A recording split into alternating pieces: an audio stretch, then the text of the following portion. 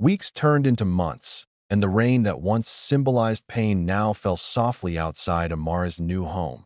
A freshly painted cottage with a sturdy roof, a proper door, and a little garden Ethan had personally arranged for her. Inside, the once empty shelves now held food.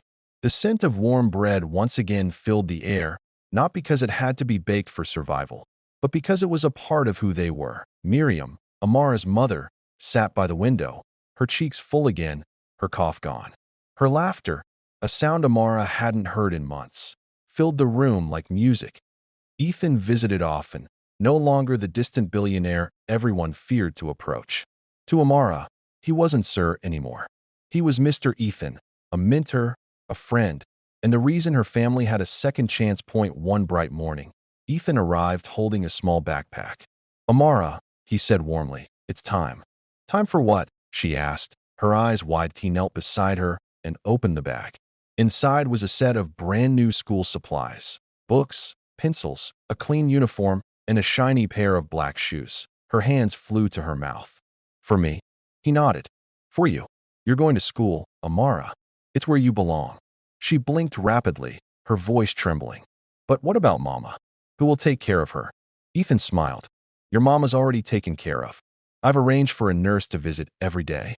Your job now is to study, to learn, to build the future you deserve." Amara threw her arms around him, tears streaming down her cheeks. "I won't let you down, Mr. Ethan. I promise."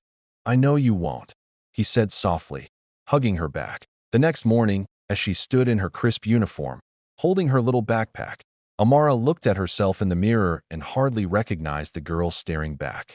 No longer the child drenched in rain and hunger. She saw a spark, a new version of herself, full of hope. When she stepped into her new school, she felt nervous.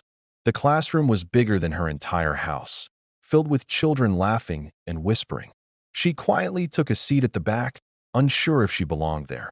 But when the teacher asked the class to write an essay titled "The Day That Changed My Life," Amara raised her hand. The words poured out of her heart like a river. It was raining that night. Everyone ran away from the storm, but someone ran toward me. He didn't just buy my bread. He gave me back my dreams. When she read her essay aloud, the classroom went silent. Some students teared up. The teacher's eyes glistened as she said softly, "Amara, that was beautiful." That evening, she rushed home and showed Ethan her essay. He listened quietly, his heart swelling with pride. "You know, Amara," he said with a smile, "you've taught me more than any business school ever could." She laughed shyly. "What did I teach you, sir?" He looked at her tenderly. "That true wealth isn't in what you keep, it's in what you give." Years began to flow like gentle tides. Amara's grades soared. She loved reading and dreamed of one day opening a school for children like herself, kids who never got a chance because of poverty. Ethan encouraged every step. He taught her not just lessons from books, but lessons from life. How to speak confidently, how to handle money, how to dream without fear. One evening, while they sat outside watching the sunset, Ethan asked, "Amara, do you remember that night in the rain?" She nodded, smiling softly. "I do, Mr. Ethan. It's the night my life began." He looked at her, the glow of the fading sun lighting her face. "It's the night mine began too," he whispered.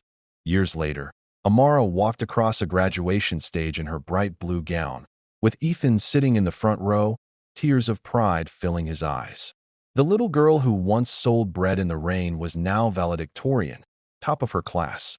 When she stood at the podium, her voice carried across the hall. "Once, a stranger believed in me when I had nothing. Because of him, I learned that even the smallest act of kindness can change a life. Today, I promise to spend mine doing the same." The entire room rose to their feet, applauding. Ethan clapped the loudest, his heart full as the crowd cheered. Amara looked at him and mouthed two words that said everything: "Thank you."